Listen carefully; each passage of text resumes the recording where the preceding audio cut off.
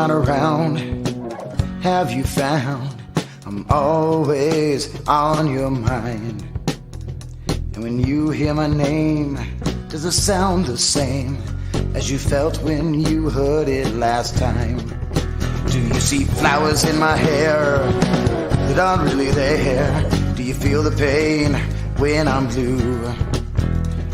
And when you see me, does it seem to be that blues change to life in bloom? 'Cause this is how I see you, and these are the things you do. You may not know, so I'm telling you so, the best way I know how to.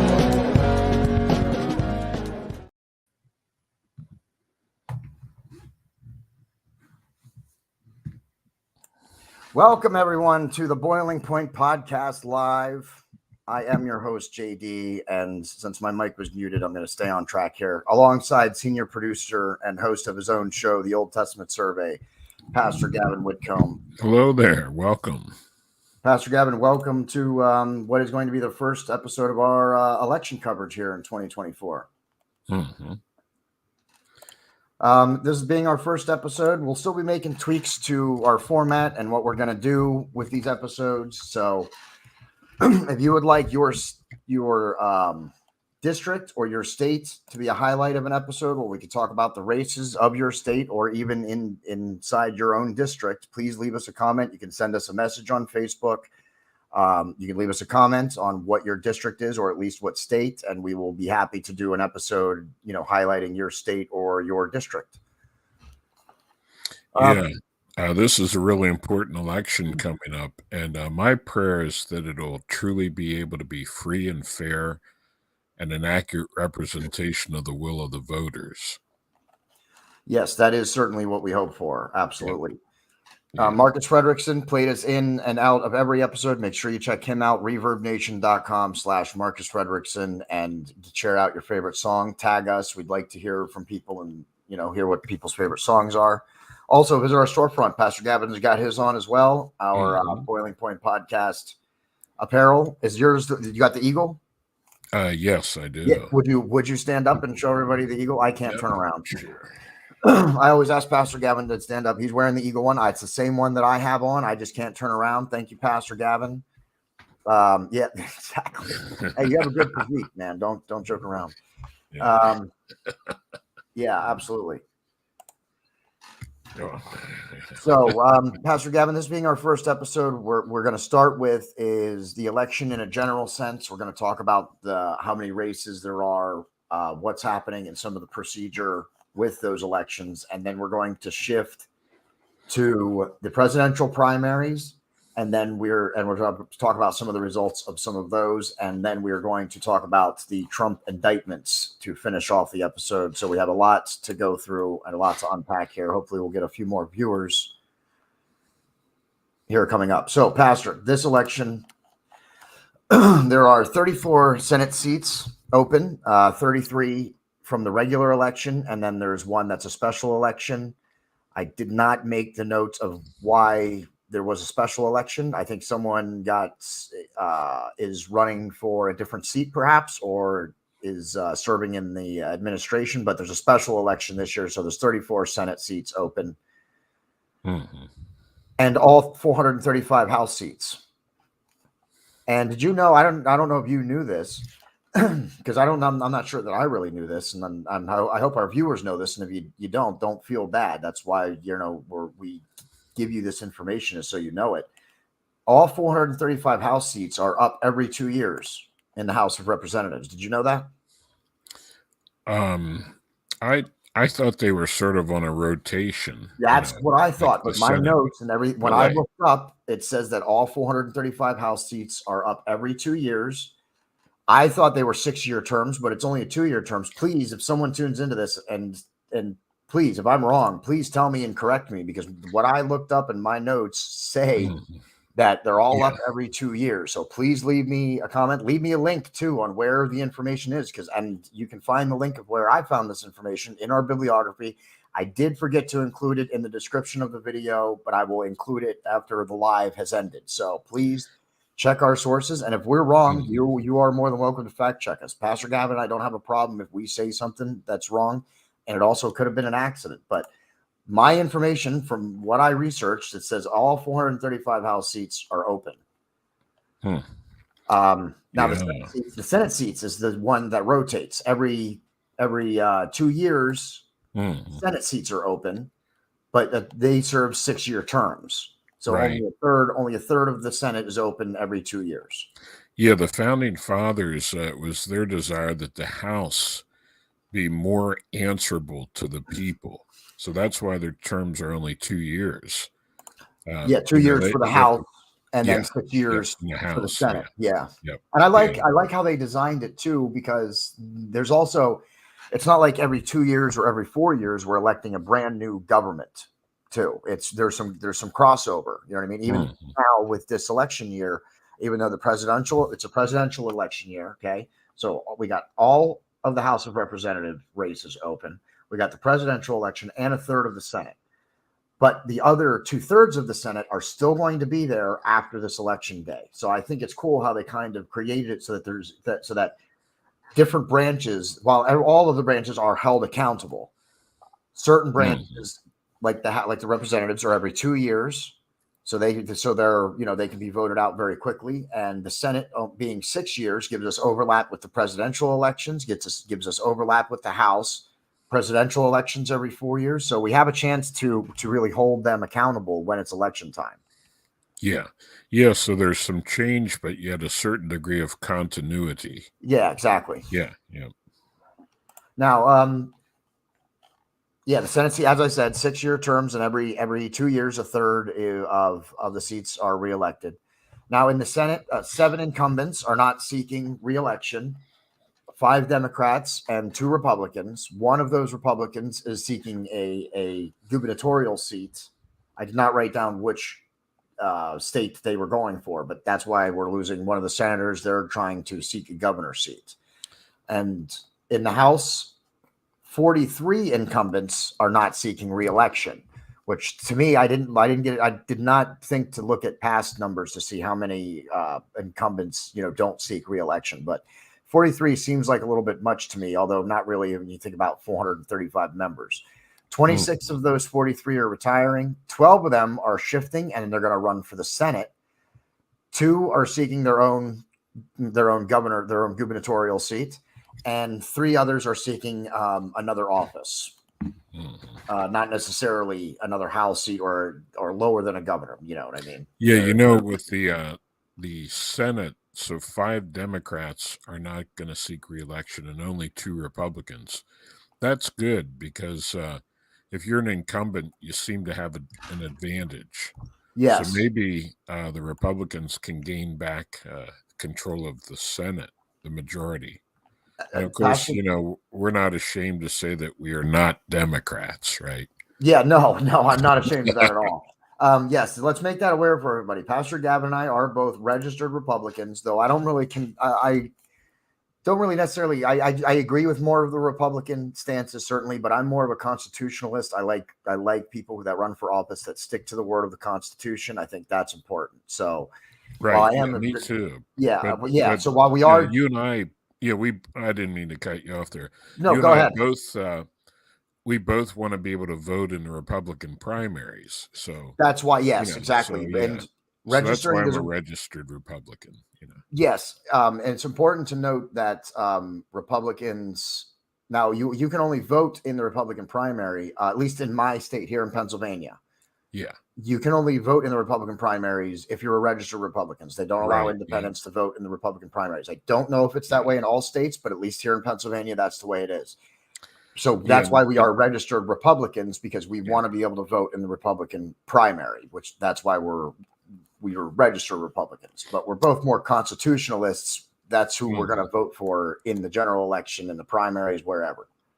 Yeah, and another thing, in my view, the Republicans, they're not perfect, but they're more closely aligned in their platform with principles from the Word, from the Scriptures. Like Judeo-biblical principles, although they're not perfect, and sometimes you have to pick the lesser of 2 evils. Yeah, you absolutely do have to do that sometimes. Hopefully we don't have to do that. Yeah.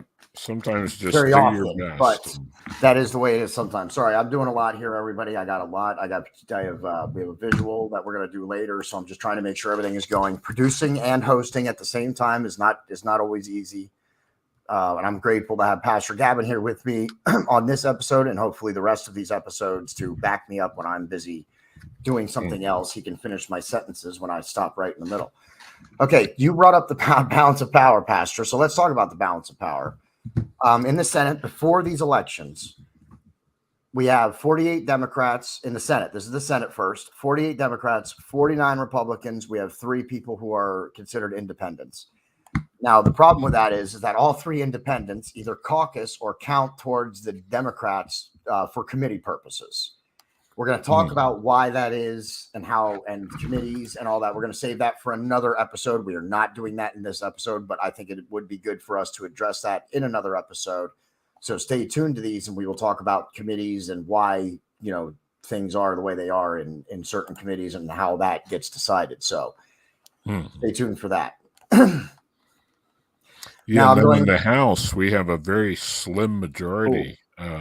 212 Democrats, 219 Republicans, and 4 independents. Yes, and we do. Yes, we do have a very small majority, because let's just assume, for the sake of this episode, that all 4 of those independents again count towards the Democrats, which puts them at 216 and us at 219. We still hold the majority, and that's great. Of course, all of the seats are up, so we don't know how it's going to play out. As you said, being an incumbent is an advantage. And I did not break down the difference. I did not break down who was retiring and whether they were Republicans or Democrats. That would have been smart to do. I'll make sure we'll address that in the next episode, like how many Republicans or Democrats are doing things in the House. I only broke it down because there were so many. I broke it down by what they were doing, but not by party. But hopefully we can maintain that power balance and continue to have the majority. I mean, like you said, we don't even have a full majority in the Senate. You know what I mean? Because like I said, all 3 of those independents count towards the Democratic side. So we don't even have a majority in the Senate, and we only have a small majority in the House. Now that's very useful. If we had to pick one or the other, I think the House is probably where we want the majority. Would you agree with that, or do you think it would be better for the Senate? Yeah. You think the House? The House has the power of the purse. Like they decide, of course they don't use it very well and they overspend, but that's another key point there. Yeah. All right. Now we're going to talk about Pennsylvania, since we live here. And again, if you would like us to showcase your race, please leave us a comment. Send us a message on Facebook. You can always message the page. And of course, my email, I'm going to start giving that out in episodes. My email is jdboilingpoint@gmail.com. You can email me anytime about the show and, make a request or ask, like I said, tell us your state, tell us your district. We'll do a highlights on that state and that district. Yeah, so there are 19 congressional races. 2 for the Senate and 17 for the House. Now, I think I'm in the 39th congressional district for the state of Pennsylvania, and Dawn Kiefer is my representative. Are you in the same district? I'm not sure. That's something I also didn't do. Sorry, guys. This is like I said, this is our first episode. We are going to make adjustments after this, but this is our first legitimate, real election coverage. So I am gonna make mistakes. Well, what I was going to say about Dawn Kiefer, she is seeking to run for the Senate. And so recently there was a petition signing event. I wanted to make it, but I wasn't able to. So I'm not sure if she got enough signatures to run for the state Senate or not. But why did she need signatures? Is she not with the... I think to be nominated, I believe you have to have a certain number of signatures. Okay. Yeah. So she is a representative, but that's what she was seeking. So I'm not sure how that turned out. Pastor, did you say you're in the 13th district? I think the 39th. In Pennsylvania? Yeah, or is it the 36th? No, I don't have 13 congressional districts. Yeah. No, I'm only seeing 17 districts in Pennsylvania. Oh, I don't know. I guess Hold on, House districts are numbered differently.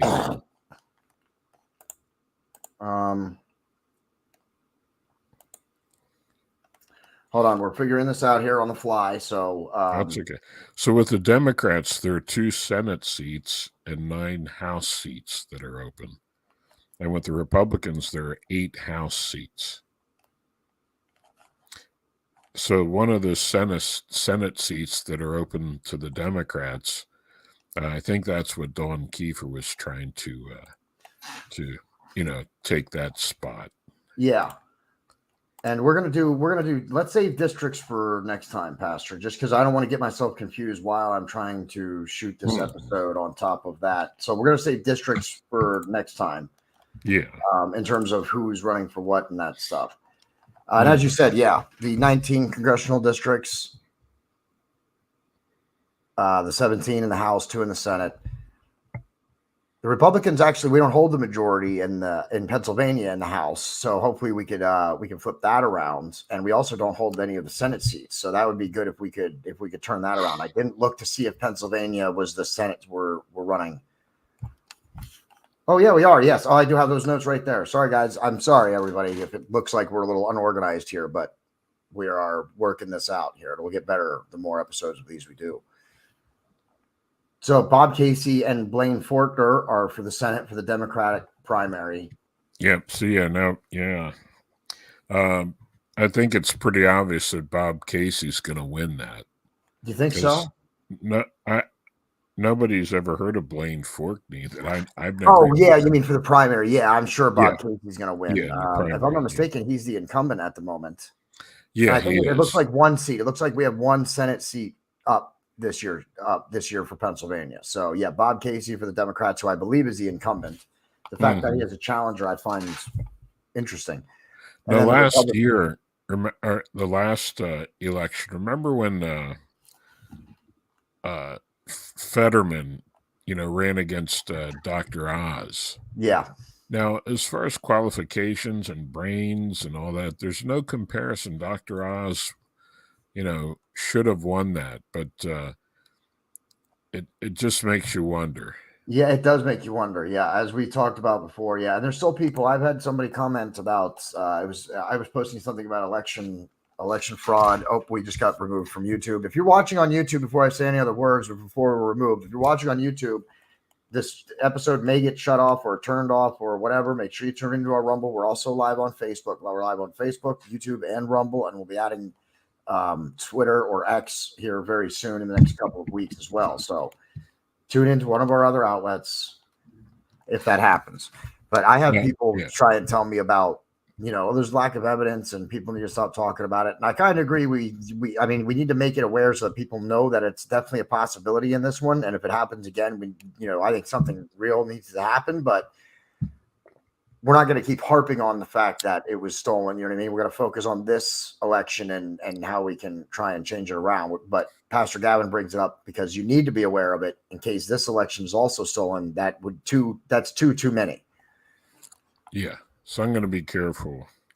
Okay. Now with the Republican primary, the only name that I recognize that is running is David McCormick. And I remember he was he ran 2 years ago. I mean, in the 2020 primary. Yeah. And he didn't make it. And I saw him. I went to a debate. Oh, nice. That had the candidates like Dr. Oz was there and David McCormick. And I think McCormick's pretty good. Overall. So these other guys, I don't even like Terry Parvez and Brandy Tomasetti and Joseph Budvarka and Corey Woodman. I've never even heard of those. But I'm going to be doing some research on those. I just wanted to get their names out there for this episode, but we are going to be doing some more research, more in depth on those here in Pennsylvania in our next episode. So just stay tuned to that. But I'd be happy with Dave McCormick. he seemed to be pretty good and pretty conservative. I think he's a businessman.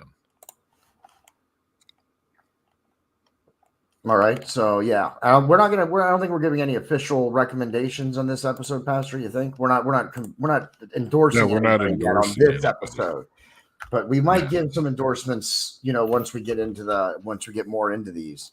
Mm-hmm. Yeah, maybe some of these other guys are better than McCormick. I don't know. I've never heard of them, so I don't know where they stand. Yeah. Okay. Now the districts there's 17 districts. I don't think I'm going to name all these. We're not just going to sit here and just read off a bunch of names, everybody. So if you live in any of these districts, leave us a comment. We'd be happy to highlight them. And I will make some visuals for our next episode, which will likely also be on Pennsylvania, unless we get a bunch of commenters. And John, if I could add this, Pennsylvania. So we'll talk about some of these people, and we'll have visuals and stuff for it in the next episode. So I'm not going to go through all of the House races and just list off names. If I could add this, the Pennsylvania primary is April 23rd. April 23rd. Okay, so yeah, and then Super Tuesday, when a lot of the states have their primaries, that's March the 5th this year. Oh, Super Tuesday is March 5th. Yeah, according to what I looked up. Yeah. Okay, I'll look that up and confirm that for you, Pastor. But so March 5th. So would you want to try and do an episode next Tuesday? We're doing this in the middle of an episode. Do you want to try and do an episode next Tuesday, like a short one to talk about Super Tuesday happening and stuff? Yeah, possibly. All right. So maybe next Tuesday, maybe for Super Tuesday, we'll see if we can work that out. We have a viewer. Leave us a comment if you would like to. You can also leave us, if you would like us to highlight your state or your district, leave us your state or your district, message us, leave a comment, and we will cover that in the next episode. Now, moving back to, like I said, we're not going to go through all the districts, but all the 17. I have 17 districts as far as the House goes for Pennsylvania, Pastor. So we'll have to do some more research on the districts and stuff as well. Again, districts is something that we're going to talk about in another episode. I don't know if that'll be the next episode, but we will be talking about districts in another episode. So let's talk about the presidential primaries now, Pastor. Are you good with that? Yeah. Oh, Super Tuesday.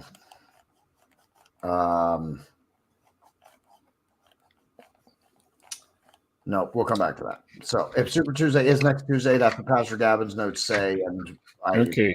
Yeah. No, I just looked just to verify that. And Super Tuesday is March 5th. Okay, so March 5th. So we'll try and do an episode. If we don't do it on Tuesday, we will try and do it sometime next week, at least a short episode to talk about the results of Super Tuesday. And even if Pastor Gavin can't make it, I'll do one solo and we'll talk about the results of Super Tuesday, because Super Tuesday is a big day for presidential elections. Yeah. All right. So now we're starting with the presidential primaries. Of course, Trump has won every primary so far, the Republican primary. Yeah, that doesn't surprise me. And of course, Biden is running unopposed, right? And I don't know how long. Like, are they really going to run him? He is now running solo. There were two other Democrats in the race briefly. One dropped out right after Iowa, and then the other one just dropped out recently. So now I believe it is just Joe Biden. Yeah. Now there have been people that have speculated that they're going to get rid of him and I thought so too. Get somebody else. But see, this is the other thing. This is the other thing that I proposed to people. I said, listen, you when you have and thanks for tuning in. We have some viewers tuning in now. Please leave us a comment. We will interact with you while we're doing this episode. Leave us a comment if you would like us to talk about your district or your state and highlight them in an episode. Please do that. I think what they're trying to do is give Biden a second term so that Kamala Harris could basically have 4 terms as president. Because after this, she hasn't even run for president yet. And you know that she's definitely heavily involved in the decision making. So I think they're doing it this way to give her, almost give her 4 terms. I don't see how she could win, and I don't see how they could run her. And, there are different people speculating, like, who's really running the country? Biden's just a puppet from what I I can How see, and can a he lot not of be? people are Can't, speculating that it's Obama. that, And I've heard that too. Yeah, I've if heard you that look at too. Biden's policies, they're Obama type policies, and a lot of the people who were in the Obama administration are in the Biden administration. And this thing about weakening America and bringing us down, Yeah, and there's a clip of socialistic direction, and it just there's a clip of Obama somewhere saying that he would like to be the puppet master. He'd like to be in charge, but not I've have to heard do that. the. Yeah, he Yeah, said I'll if look for there's that. a way, I've seen it. I'd like to. yeah, I'll look for that for the next episode, everybody. See if I can find that clip. I've seen that too. He said if there was some way I could have an earpiece in my ear, and from my basement I could be Yeah. communicating with somebody who would be a front man, and Yep. that, yeah, That's exactly what he it looks says. like Yeah, that. we're gonna look for the clip so that way we can stand by it. But I'll look for the clip and get it for the next episode. But it's Yeah. true. I've seen it. So So now Biden's just a figurehead and a puppet. We all know that he's not up to the task, yeah, neither physically nor mentally, and that's that. My position is it's not that he's too old to run, because it's not that he's too old. It's just he's he's not cognitive. degenerated too much Yeah, physically and mentally. he So doesn't I have don't enough care if, cognitive. okay, like your grandfather, he's 100 years old, and he's working on his 101st year. He still has his wits about him, Yeah. and Oh yeah. he's much sharper than Joe Biden. So it's not his age, and I'm No. not denigrating Yeah. No. older people. I mean, I'm getting older too, And but it's just Trump's not a young man either. I mean, he's in right. his 70s, I believe. So Yeah. yeah, So there's that trade-off. When you're older, maybe you're not as strong physically, and some of your thinking might be diminished to a slight degree, not as much energy. But if you still have your wits about you, you have all that experience behind exactly. you, which is Trump's strong point. Exactly. Yeah, I agree. Biden, oh man, that's all I'm gonna say about Yeah, him. yeah, but yeah. I find it very hard to respect him. Yeah, Because of the evil direction that he's taking our country. yeah. We'll have to try. Maybe I'll put together a clip show of all his mishaps. There's plenty of them. So back to the primaries. Yeah, now. Trump's been cleaning house, and Trump just won the South Carolina primary. And okay, that was just when was that? Did you read the spread? Trump got 60% of the vote. Good. Nikki Haley got 40%. Now I'm rounding off. Yeah, you're not like doing the points. Ramaswamy and he got like one less than just a fraction of 1%, and so did Ron DeSantis, a fraction of 1%. Actually, DeSantis he might be still on ballots in places, but he's pretty much DeSantis has dropped out. Yeah, but my question is, isn't it time for Nikki to just quit? She lost South Carolina, which is her home state. So if you're running for president and in the primary, you cannot even win your home state. Like, doesn't that say, just give it up, girl? Yeah, I mean, she still has some delegates. That's the thing about the Republican primaries, is that you don't have to finish in first in order to still win some delegates. And at least now, not counting South Carolina, because that just happened a couple of days ago, and my notes were from a couple of days before that. So apologies for not having South Carolina at the ready, but Pastor Gavin's got my back on that. At least before South Carolina, Donald Trump had 63 delegates. Nikki Haley has 17. Now, that's nothing compared to what Donald Trump has, but she is collecting some delegates. And I don't know how long she's going to stay in. She's clearly the other one behind Trump. I mean, DeSantis, he collapsed in on himself. He got whooped in Iowa. 51% Donald Trump got. DeSantis was at 21.3. I believe he did finish second in that race, but it was a huge margin. Then he dropped out before New Hampshire. Nikki Haley had a strong showing in New Hampshire, 54-43, Donald Trump over Nikki Haley. Nevada, Nikki Haley, I don't know if she wasn't on the ballot, but didn't even get a full percent of the vote, because Donald Trump got 99.1% of the vote in the Nevada primary. So that's huge. And Biden, of course, has all 90 delegates because he's won all of the Democratic primaries. But Trump is clearly winning the popular vote. He hasn't lost a primary yet. While Nikki Haley is certain come close, she came close in New Hampshire, and she didn't win in South Carolina, as you said, her home state. So I don't know that I don't know if she can be a legitimate contender. I mean, Super Tuesday, that's what I expect. If she can beat him on a couple of states on Super Tuesday, then she probably stays in. But if Trump wins all of Super Tuesday, I don't see how she stays in that. I see her dropping out then. The only way I can see her winning any of those Republican primaries if it's in a state where the Democrats are allowed to vote for a Republican. Yeah, and there are some of them, or independents even. Yeah, and so some of them may do that just to, try to get rid of Trump. Yeah. Because there are people that with what some have called the Trump derangement syndrome, or like this mental illness where they just hate Trump and can't stand him and want to do all they can to destroy him. So if these Democrats, will vote for Nikki Haley to try to get Trump out of there, some may, but that's the only way I could see her winning any of these primaries, really. Yeah. And she would have to do something major on Super Tuesday, I think, in order to justify her staying in, I think. So big surprise. We knew it was going to come down to Trump and Joe Biden. That's likely the way it's going to be. The presidential election will come down to Trump versus Biden. Of course, we'll keep tracking the primary, but I don't expect any of the other contenders actually make a go. So it'll be Trump versus Biden. Yeah.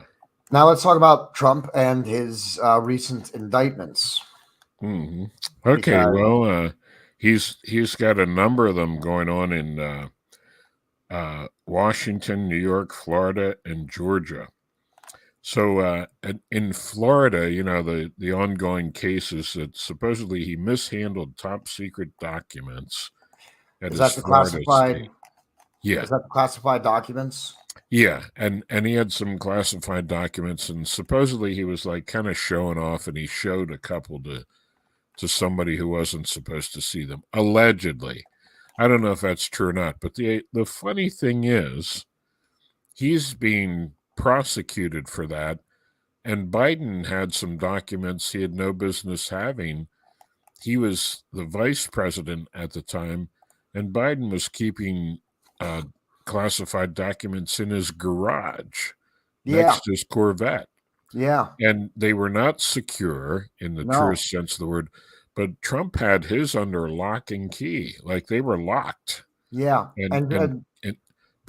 So Trump's being tried, and Biden did the same thing Trump's accused of, only worse. And all presidents have taken classified documents. It's what they're trying to get him in is the handling of it. But I don't see how they get him without Biden, because Biden was much more looser with them.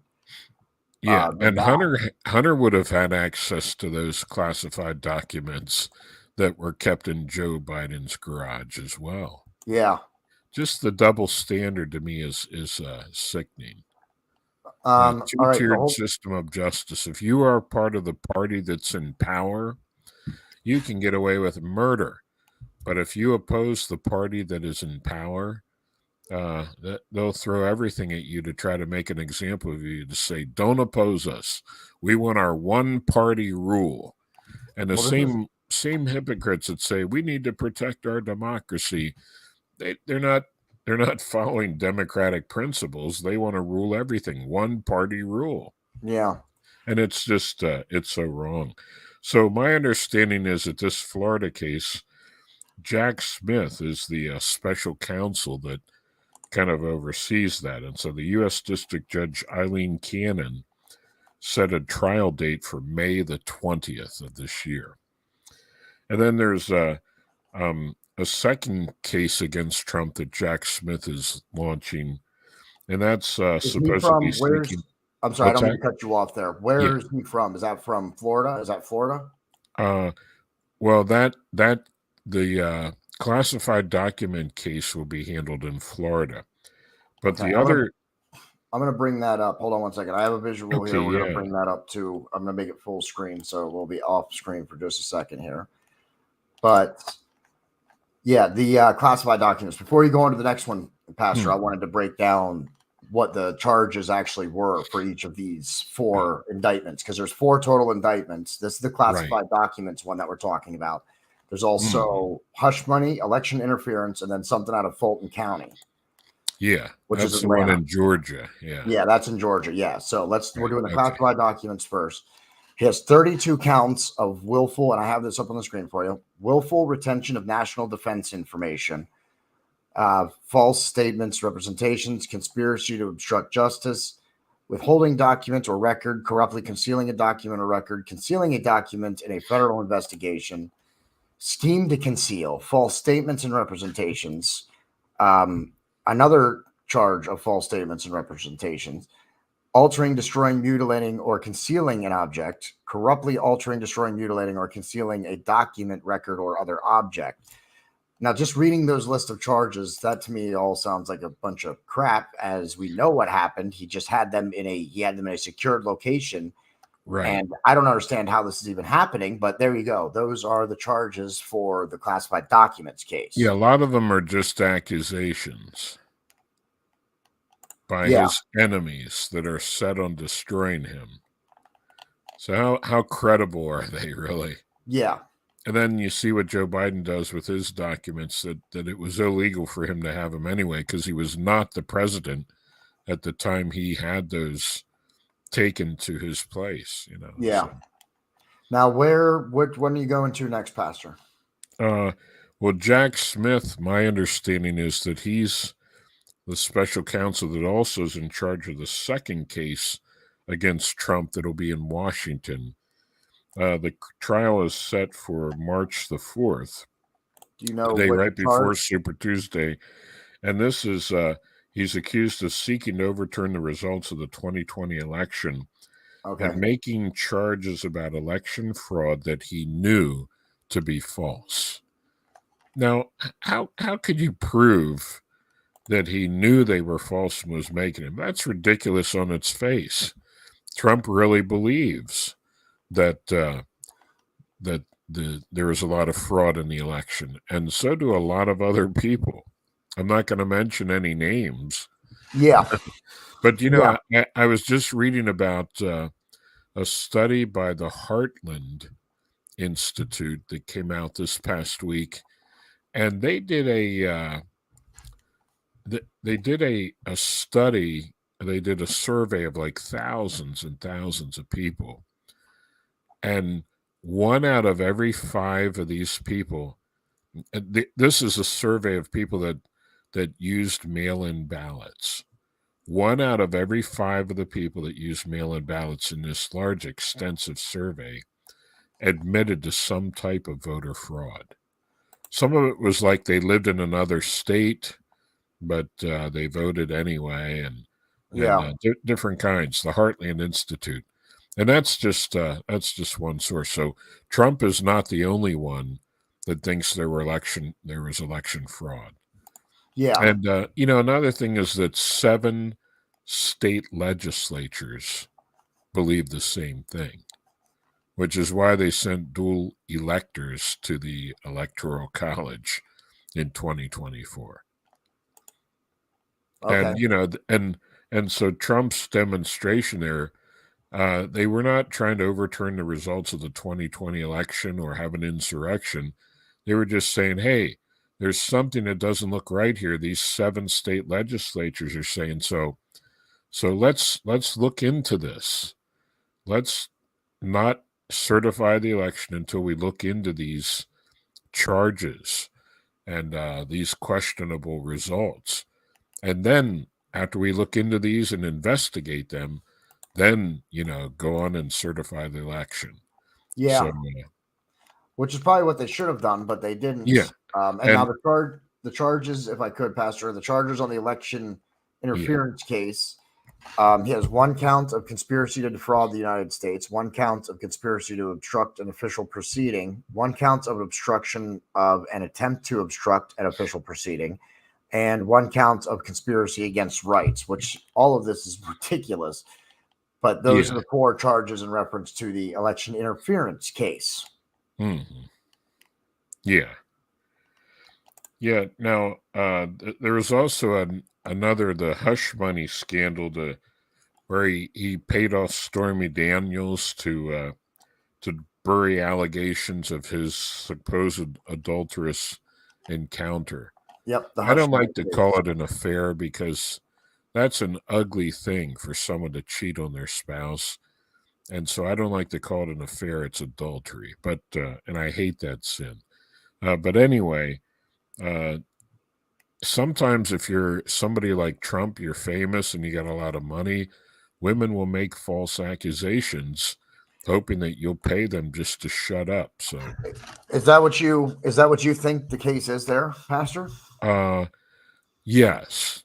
Really? Yeah. You think Yeah. so? And I mean, it's possible that he did it, that he did mess around with her. That's possible. But I don't know. I mean, I certainly don't know for sure. I don't have any evidence to say that he did or he did not. But I also would not listen. I do think Trump is who we need as president. I think he does have the country's best interests in mind. And I think just like any other person, he is capable of, he's certainly capable of making mistakes. And I think he's rich. When you're rich and you can do whatever you want, I think you can get caught up in that kind of lifestyle. So I don't think it's totally inconceivable that he is guilty of doing that, of cheating on his wife with Stormy Daniels. I definitely don't think that he's incapable of it. I certainly believe that that he's capable. It's possible. Yeah. And I do tend to believe it because I don't know. Trump can't be clean. He's not a clean person. Okay. He is who we need right now. He is the right person for the job. I do believe he believes in God, but I don't know if he's always been that way. I don't know if he's always been involved with Christ or God-like. So who knows what his past has to offer. Yeah. And we know he's no Sunday school teacher. Yeah. If we all start holding everybody to their past, and if you're only going to elect people with pristine pasts, then we're going to have a real shortage of good candidates real soon. So I think it is definitely possible that he did do it, and I tended to believe it. But it's also, so what? He made a mistake, and he. No, what I'm wondering. Okay, he paid her this money to be quiet. Well, why isn't she being quiet? So did she bring this up, or is it just the government found out? Apparently, okay. From what I'm reading, and let me bring this back up on the screen for everybody here, because this is so ridiculous. I'm so sorry. It's ridiculous. This is the most ridiculous charge out of all of them. I'm sorry, it is. I don't care if he actually slept with Stormy Daniels. I don't care. This is the most ridiculous thing. The charges for this case are 34 counts of falsifying business records in the first degree. Okay. And somehow they're also tying it to the election. That's where the illegality comes from, is because they're trying to attach it to the 2016 elections, okay, or the 2020 elections. So in other words, he was trying to keep this suppressed so that it wouldn't cause people to not vote for him, and they're turning that around and giving it the spin like you were interfering with the election. And actually, this one has to do with the 2016 elections, not the 2020 election. So this has to do with the 2016 elections, and yes, apparently that's how they're trying to piece it together. That's exactly right, Pastor. How can people that went to law school? You paid money to this woman so that she wouldn't talk openly bad about you. So and you because were of that during an election season, because you did that during an election season, you're guilty. Now, I would like to point out, and I like to, Pastor Gavin, I think, likes when I do this, and I know some of our viewers do also. If anybody's been looking into the news, if you're a wrestling fan, Vince McMahon, the McMahon family is being, it's terrible what's happening. It's what's going on with them, not what's happening to them. They if they're guilty, they deserve it. But Vince McMahon, all this stuff is coming out about Vince McMahon and how he used money from the company to pay people to keep quiet, right? The reason that was illegal is because Vince McMahon did that when the company was publicly traded. That's why hush money is illegal. That's when hush money is illegal. That's when it's illegal to pay somebody to keep their mouth shut. That's the only time that I'm aware of. I am not a lawyer. I am not a constitutional lawyer. Leave us a comment if I'm wrong. But as far as I know, that's the only time it's illegal to pay somebody to not talk bad about you is. Are you saying because that would cause somebody to lose money? Because you're using company money. Yeah, because he used company money, and it's a publicly traded company, which means the public is partial owners of it. It's an antitrust violation to pay money when your company is publicly traded because the public owns part of your company. As far as I know, none of these monies that Trump paid came from any of his publicly traded companies. I don't even know if he has any publicly traded companies. So that's the only time that paying hush money is illegal, as far as I know, is when you do it with company money, when it's a publicly traded company, or if you weren't authorized to use that money, if you're not the top guy and you access monies that you're not supposed to.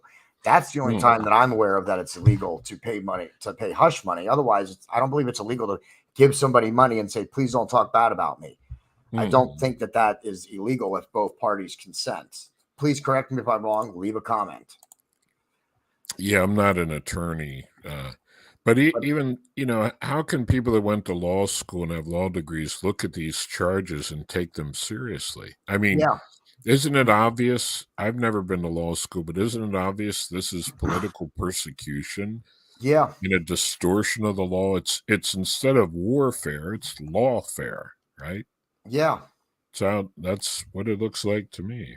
Yeah. Also, we would also like to point out that this is the first time in history that someone who's running for president or a political opponent is being targeted by the Justice Department and so forth. So, important to mention that. All right. Now, the fourth count is out of Fulton County. Do you have any information on that, Pastor? The Fulton County.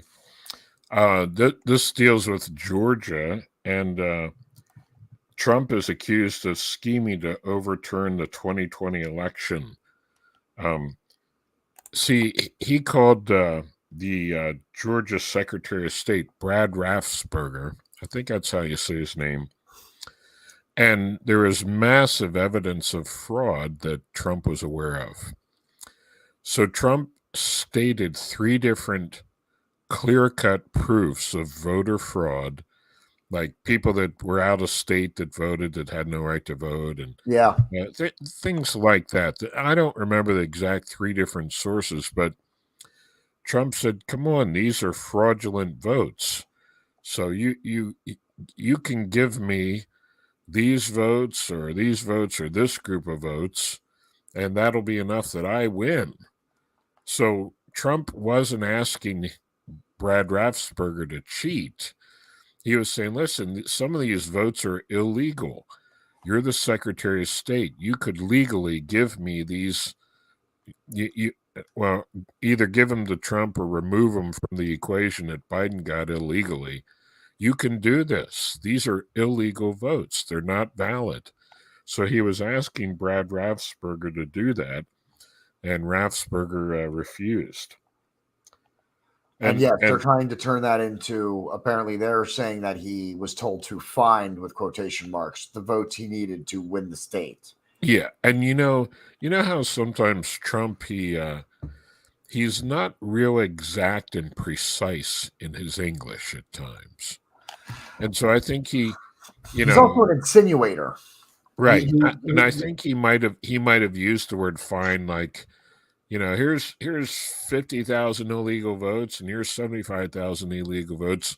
Find me one of these. That's all I need. Exactly. That's great, Pastor. Yeah, I didn't even think about it that way, actually. I don't know if anybody else was just following what he was just about to say. I didn't mean to just cut you off, but you're making a great point. Okay. Yeah. Finding the votes could have meant him saying, hey, find me the illegal votes, find me the fake votes. That's exactly what it could mean. Yeah, he doesn't always think about what he says, and he gives orders. Hey, find me the votes. Well, find me the illegal votes. He just omitted the word illegal, and now people are going to take that out of context, and he doesn't watch his words. You'd think with someone who gets the kind of flack that he does, that he would be careful a little bit more with his words, but he doesn't. He is very loose with them. Yeah, and Raffensperger, he knew the context that Trump was speaking in, And I believe I heard the copy of the phone call.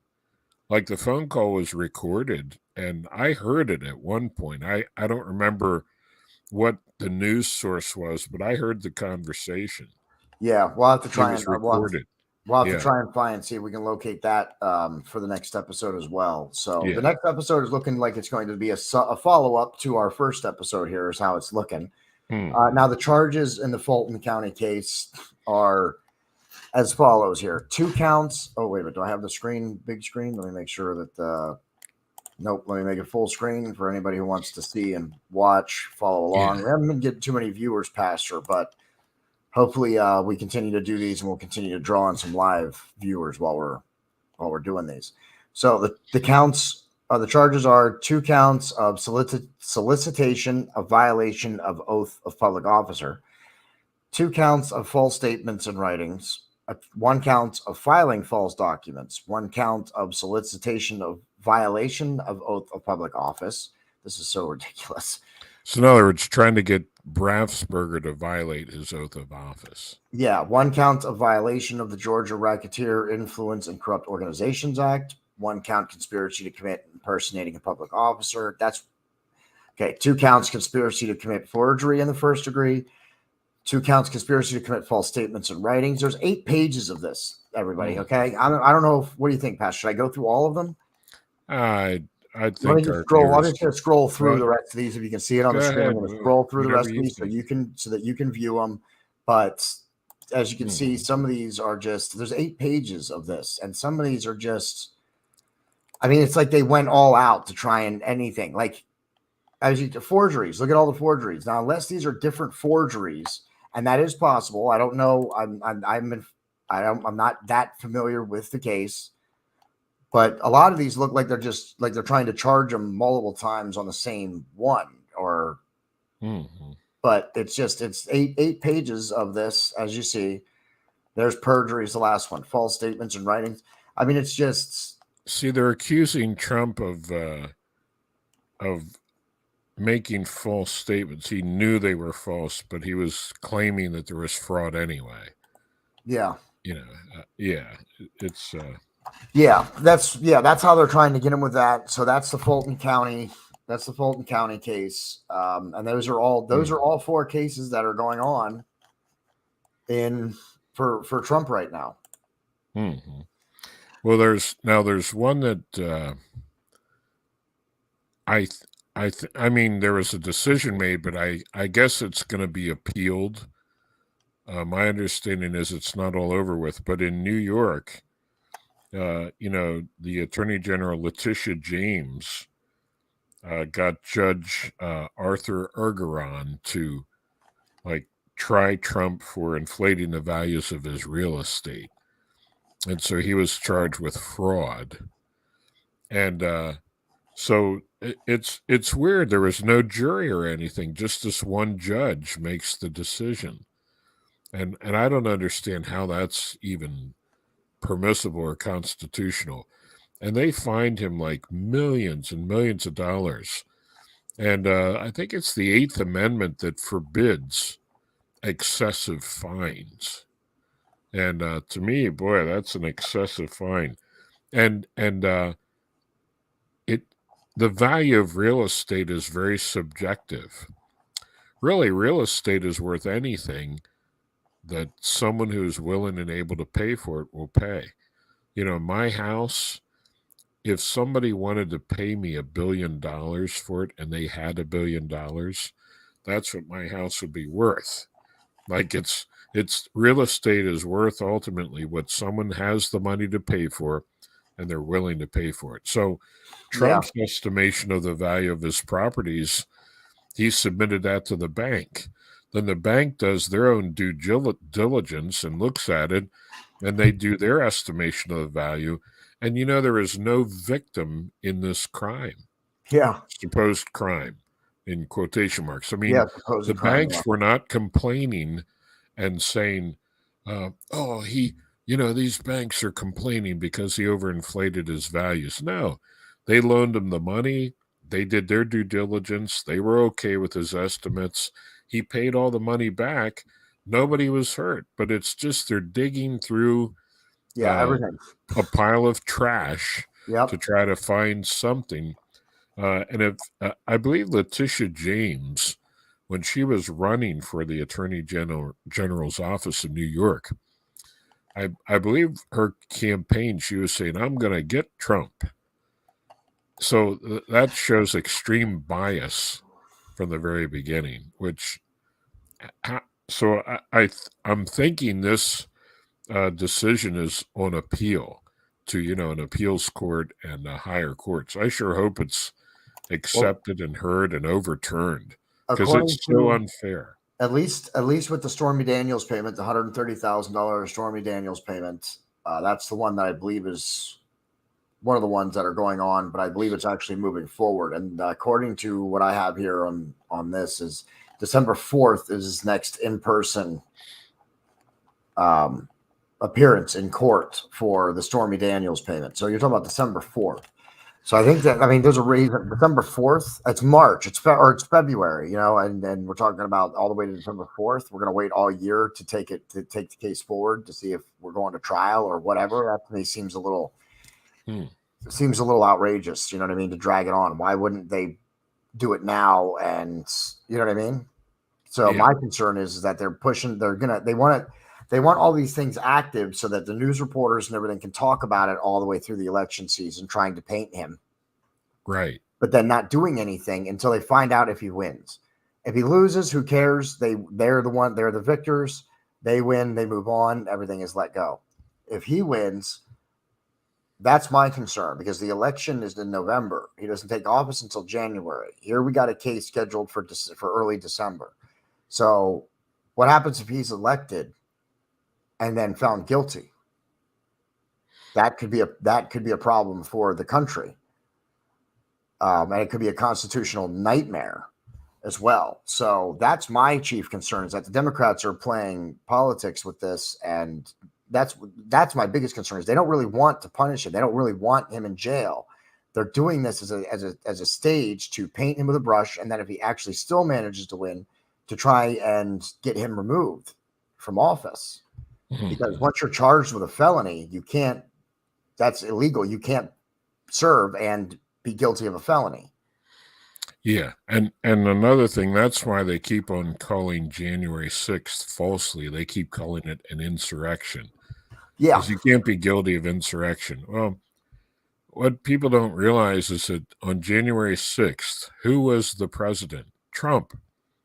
He was the head of our government. So was he leading a revolt against the government that he's the head of? I mean, no way. Not to mention that none of his statements are antagonistic, or to go out there and burn cities, or to have a riot. None of his publicly released statements, not even his Twitter statement. I heard him. Yeah, I heard him give the speech, and he said, "We're going to go down there and peacefully and patriotically let our voice be known." Yeah, he said it repeatedly, not to go in there. That whole thing was obviously, hijacked by Antifa potentially, and others who wanted to. And the FBI too. There were over, my understanding is there were over like 200 FBI agents in the crowd that seeded the idea of, hey, let's go and riot and break into the Capitol and unauthorized and make it look bad. See, the Republicans would have gained by having a peaceful protest. Yeah. But the fact that it got unruly, that stopped the election from being questioned and investigated. So then when that all happened, they just reconvened and said, okay, we're just going to certify the election. Yeah. So they didn't investigate the claims by the 7 state legislatures of, shall we say, irregularities. Yeah. Yeah. And that's, what do you do? I mean, when there is a time there between when the election actually happens in November and when the new president takes the oath of office in January. There's a gap there. So what happens if the president and or the president elect, what if there's an issue there? Who makes decisions for the government? If something happens to the president and he can't make decisions, not that he's incapacitated, because we have constitutional things for that, but what if he was arrested or brought up on charges in the in-between period? Who runs the government? We do have an in-between period there where it could get sketchy. Yeah. So I guess, I don't know, the VP. Yeah, the current VP, but only for what, the next month or two? Like that's during the overlap. I mean, until the new president takes the oath of office, obviously he has no power. He's just the president-elect. But it's until when he's elected, when the president-elect becomes the president-elect, until he actually becomes the president, there is some layover there where you could potentially get into some sketchy constitutional problems. Yeah. Yeah, I don't know. So that's what's going on. That's what's going on that's what's going on right now in the elections and with the Trump indictments. You know what I think? Go ahead. You know what I think? I think, well, it's obvious this is politically motivated persecution. It reminds me of what communist dictators do to their political opponents. And I think that all the people involved in this, like the corrupt judges with these corrupt indictments and fake phony charges, they should all be disbarred and lose their, and those who are attorneys, their licenses removed from practicing law. There ought to be laws against using the law as a weapon for political purposes. That is not right. Yeah. And well, I mean, it's never happened before. So, we made it this far with that before it actually happened. So, I think it comes down to the person in the office. And Biden has not been a very respectable president, I think. Yeah. So this is our first episode. We are going to do ongoing election coverage all year long up until the elections. We'll also likely do a live show on election nights. So that way we can bring you the results as we get them. That'll be a long night. But look for these episodes throughout the rest of the year. We're going to do at least one a month, at least one every month. If we get people who want us to highlight specific districts or specific states, then we'll probably add some more episodes. And like we were talking about earlier, Super Tuesdays coming up. So we'll try, even if it's just me, even if Pastor Gavin can't make it, we'll do at least an update episode on Super Tuesday and talk about the results of Super Tuesday. So look for that. That'll be the next one. And then we'll be doing these at least once a month, talking about who's running, what the situation is. We'll be talking about issues. We are going to talk about committees inside Congress. We're going to bring you a lot of election information this year. So stay tuned to us so that we can teach you as much as we can about the election and the process and all of that. Because I think it's important that more of us understand that. Yeah. Check out our storefront, bonfire.com/store/the Boiling Point Podcast. Pick up yourselves up some apparel. Pastor Gavin and I are both wearing our white Boiling Point Podcast shirts. We got the eagle on the back. So that's our new logo. Please pick some up. Help support the show by picking up some apparel. We have coffee mugs. We have sweatshirts, T-shirts, long sleeve tees. We have cooking aprons. We got a lot of stuff. Check out the storefront. Marcus Frederiksen plays us in and out of every episode of the Boiling Point Podcast. Make sure you check him out, reverbnation.com/Marcus Frederiksen. Pastor Gavin, go check out his channel on YouTube. You can also find him on Facebook. His Facebook page will be a public page very soon. So stay tuned to that page so that way you can just follow it. And then you won't have to worry about friend acceptance or anything like that. You're just going to be able to follow it and be able to follow him. He's also on YouTube and Twitter, or you're on Truth Social. And what else are you on? Cloud Hub. Yeah, and Getter. So, and his stuff is all available in the description of this video. All of our outlets, our emails, reach out to us and leave us a message, and we will talk more about this and our continued election coverage for 2024. For Pastor Gavin, our senior producer and host of the Old Testament Survey, I am your host, JD. That's the end.